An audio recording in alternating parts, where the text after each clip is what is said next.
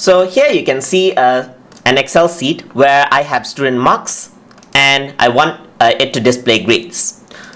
In my case, for A, if the marks is between 80 to 100, then I want to display grade as A, 70 to 79 B, and so forth, according to this table right here. So let's start with something simple. For this, I'm going to use something called the if condition. So I'm going to write in the formula by pressing equals.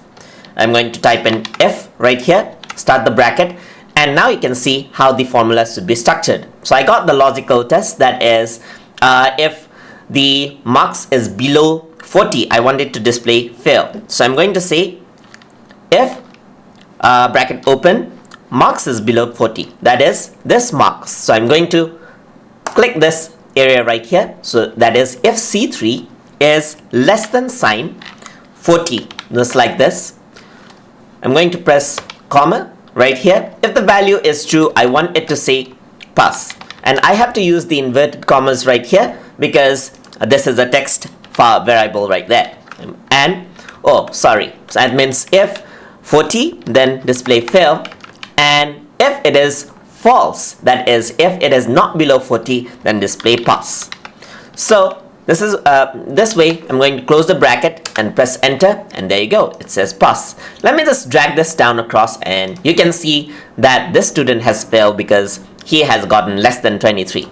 Sometimes you want to say, give an exact formula right here. So in that case, what I can do is I can say less than or equal so. So this is less than or equal to 39. This also does the same thing. That means 39 and below. And just do the same. 39, just like this. So now what I want is, I want this right here. So what I want is, I want a more complex formula, and I want to get the data from here. So if I want to make any changes, I can simply make changes over here. So I'm going to use the if condition again, and in this case, I'm going to display the whole grade. So if, I'm going to say, if marks is greater than or equal to 80, all right, then display A, just like this, right? So if marks is greater than or 80, display A. Otherwise, because it does not have the data right now, it is showing false. So here I can say display B, just like this.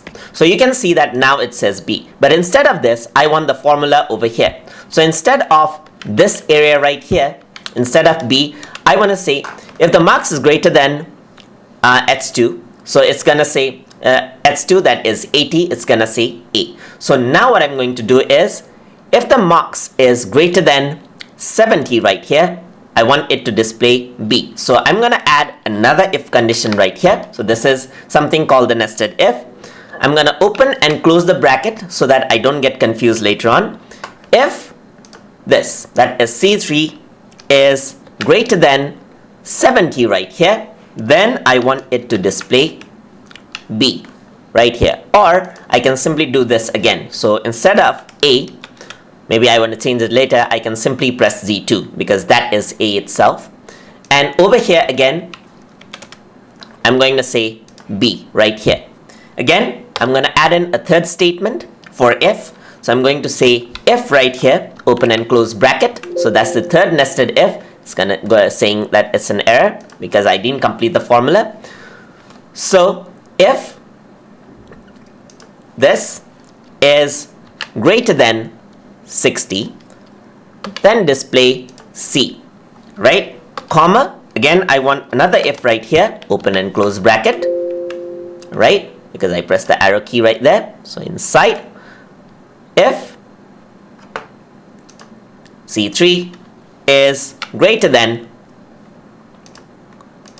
50, display D, comma, if,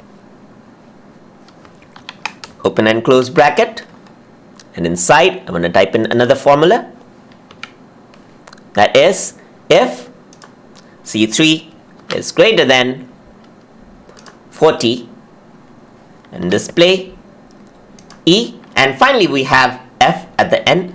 So I'm going to press a comma and give a last area right there. So you can see that everything is being taken from over here. and then finally press enter.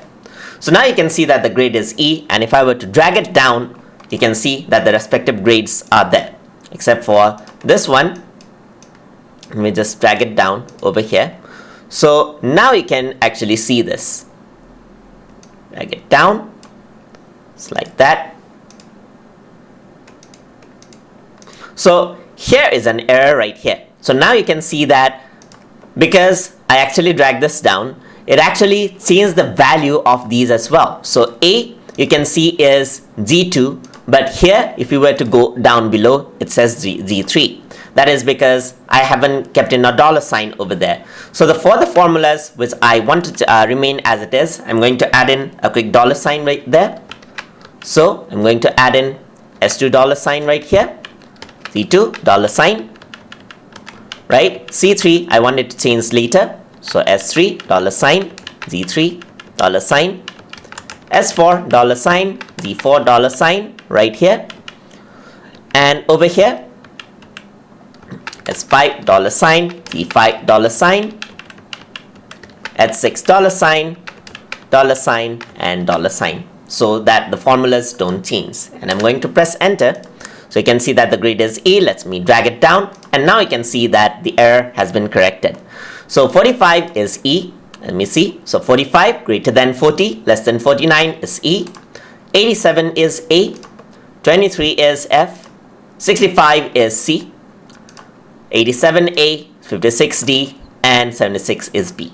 So if I want to change something out over here, so I can actually do something. So let's say, for example, for this, I want to say A plus, press enter, and you can see that this actually changes right here.